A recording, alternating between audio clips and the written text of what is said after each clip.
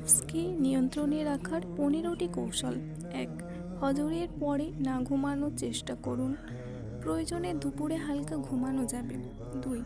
দিনে ম্যাক্সিমাম 3 বার খাবার অভ্যাস করুন, সকাল, দুপুর ও রাতের খাবারের মাঝখানে হাবিজাবি খাবার যেমন ফাস্ট ফুড, স্ট্রিট ফুড খাওয়া যাবে না। ক্ষুধা লাগলে খেজুর, আপেল এগুলো খাওয়া যায়। 3. প্রতিবেলা খাবার সময় যেটুকু খাবার যথেষ্ট বলে মনে হবে তার থেকে একটু কম খাবেন। 4. অপ্রয়োজনীয় কথা বলা থেকে বিরত থাকতে হবে।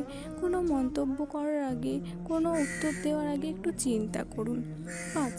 সকাল সন্ধ্যার জিকির আজকার পাঠ করুন। 6. ইশরাকের সালাত আদায়ের অভ্যাস করুন। 7. প্রতিদিন নিয়মিত কোরআন পড়ার অভ্যাস করুন। 8. ফজরের পরে কিছুক্ষণ ব্যায়াম করুন। 9. ঘুমের পরিমাণ কমাতে হবে। 10. দৃষ্টি অবনত রাখুন, না পারলে ওইসব জায়গায় এড়িয়ে চলার সর্বোচ্চ চেষ্টা করতে হবে। 11. সোশ্যাল মিডিয়া কম ব্যবহার করতে হবে।